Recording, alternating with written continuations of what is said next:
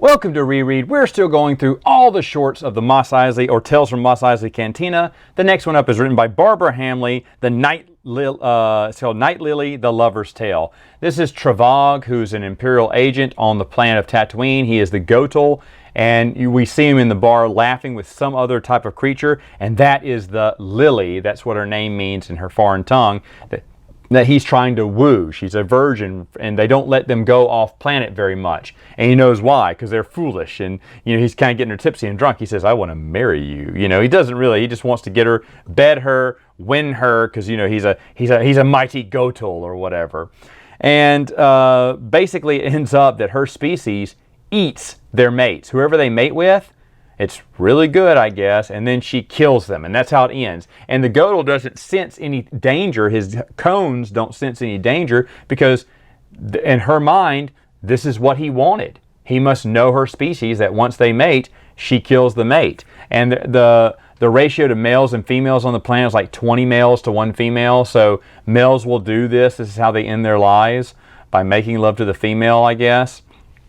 And, of course, the Gotal gets killed. It's her tongue while things are happening. I guess her tongue shoots through him or kills him or whatnot. And so they're like, wait, he didn't know what type of alien species that was? Why did he do that? That's so dumb. This is very good. Now, I heard the audio book. They made an audio book of this one. I heard it had some extra stuff in it. It does not. I bought it, got the tape, listened to it, opened up the book, and it's basically almost word for word, I think. There was nothing new in this. So I don't know how that rumor started that the audiobook adds more to the story, but it really doesn't. But overall, it's a really good story, though. In fact, all these stories, like I said, they're written by some heavy hitters. Most of these people wrote Star Wars novels. And so Kevin J. Anderson just brought them all back to do some short fiction, and they all hit it out of the park. The next one here I want to talk about is from Daniel Keyes Morgan. It's called Empire Blues, The Devorean's Tale. He loves jizz, which is jazz, and the Star Wars universe, but he loves it. He can't get enough of it. He could listen to jizz all day. He is basically the guy we find out later on as you're reading these and in the order that they're presented. He's the one who kind of finagled because Jabba refers to him as my least favorite spy. Because the Devorean got fooled and tried to hook Jabba up with someone who thought would benefit from that partnership, but it turns out that guy was an assassin and tried to kill Jabba. I mean, a very poor assassin because he died, but now the Devorean's like, oh, he's a very bad spy. But he really wants to listen to the Figurin Dan band because he finds out that, they're on the planet exclusive to Jabba the Hutt. So he wants to get in to listen to that music because he's a big jizz fan, like I said earlier, without, cringing. And Jabba says, no, you're not invited. So he's trying to figure a way to get the Figurin Dan band out of Jabba's palace. He's the one that sets things up with Lady Valorum and gets her to make the offer to them. And then he turns around and betrays the Figurin Dan band to Jabba, saying, hey, these bits playing for you, that's not the Figurin Dan band. They're playing for Lady Valorum. And Jabba's mad. And then he sets up Wur to be at the wedding, which is why Wur was at the wedding in the first place, and says, look, I can get you a band for cheap. And he tells him his plan. Basically, as they're on the run from Jabba, they'll work for any credits just to make sure they can get off planet and keep a low profile. And if they stay in the Mos Eisley Cantina, they think that's low enough. And so all this was orchestrated by the Devorean, who just wants to sit there and listen to the music. I'm all out of jizz jokes. The next tale is from Kevin J. Anderson. It's called Swap Meet, The Jawa's Tale. Basically, this is on the Jawa Het Nik, who buys a blaster. His clan runs into Obi-Wan Kenobi and C-3PO as they're burning the bodies of the Jawas, and Obi-Wan Kenobi shows how familiar he is with he gives them the right greeting, he's doing the right burial for Jawas, but he's telling them, hey, Sand people didn't do this, Stormtroopers did. Well, Het Nik is just pissed off. That's the last straw. I mean, people never respect a Jawa. He wants respect. Well, it's illegal to arm a Jawa, but he gets his hands on a blast tech, rifle and decides, yeah, this will be my payback. Say hello to my little friend, right? And he goes into the cantina. He feels very big, even though he's packing heat underneath his robe. He goes to see his Ranrat buddy. His Ranrat buddy shows him a lucky Tusken Raider talisman, and Het Nik's like, heck yeah, I need that. But he shows him the blaster just to show off.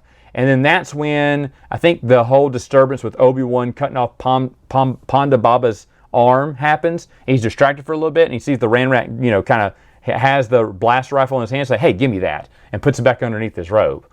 That's very important because that'll tie into the next story.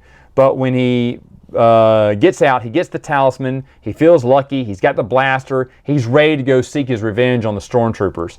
And so as Stormtroopers turn down a corner or an alley of Mos Eisley, he hijacks them and then, you know, yells and then fires as he pulls the trigger of his blaster, and again and again and again, and that's how it ends. You're like, oh, that's a cliffhanger there. But then you go into the next story written by his wife, Rebecca Moesta. It's called Trade Winds, the Ran Rat's Tale. Now, during that whole scuffle between Obi-Wan and Dr. Evanson and Ponda, the Ran Rat took the battery pack out of the blaster so that he could have something of value from it. Basically kind of swindled the Jawa. So now we know the Jawa was firing blanks. Just like the Figrin Danban was when they were playing Jizz. Oh, I'm sorry, I could not help it. Now to complete this trilogy, we go to Doug Beeson's When the Desert Wind Turns. This is the Stormtrooper's Tale. Davin Felth, basically, he is a student at, I don't know, he graduates Stormtrooper. Well, I guess it talks about his schooling at Carida, I think. And then he graduates to something like Ground Forces, Commander Veer's group, where they're trying to learn how to, you know, drive an AT-AT. And he goes through a simulation where he discovers that the AT-AT has a weakness. Its legs. If they get a tow cable and wrap the legs around it, it could fall right over, and then they could kill it easy. And Commander Veer's like, we'll study that. Well, Veers is so proud of his AT-ATs that they're brand new, he does not want that design flaw to be known. So he basically buries it, which will come back to bite him later on in Empire Strikes Back, which I found interesting. But Davin is the person who discovered that flaw.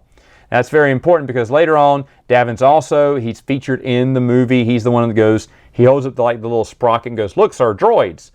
And the whole time, I mean, he was there for, you know, Uncle Olin and Aunt Beru's death. He was there when they attacked the Jawa sandcrawler and just slaughtered a bunch of Jawas. And he is slowly becoming sickened with the Empire. And so basically he is done, helping them out. And when Han Solo gets away, he decides, he actually shoots his superior during the crossfire of the battle at the docking bay. And afterwards he thinks he's going to quit and join the rebellion. No, he's going to be a spy for the rebellion. And of course, later on, we would all assume that Devin is the one who provides the rebels with the information on how to kill an AT-AT, which is why they're so prepared for it in the invasion on Hoth later on.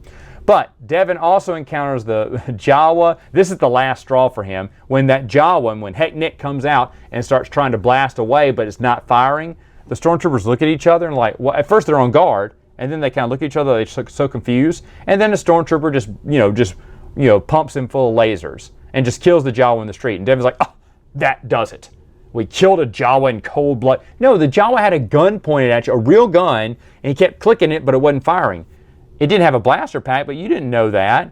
You got to defend yourself. It's like them slaughtering the Jawas and sending up the Tusken Raiders and them killing Uncle Owen and Aunt Beru. That should have probably been your final straw. Not some Jawa who was really trying to kill all of you. He just couldn't because he had a bum rifle, but who knows, maybe it was just malfunctioning, or maybe it had been locked up, and so they had to shoot him before he could fire at him. But it's portrayed like that is the final straw. Devin is now going to join the rebellion. Okay, well, good for you, dude. Good for you. All right, folks, that's it for now. See you next time.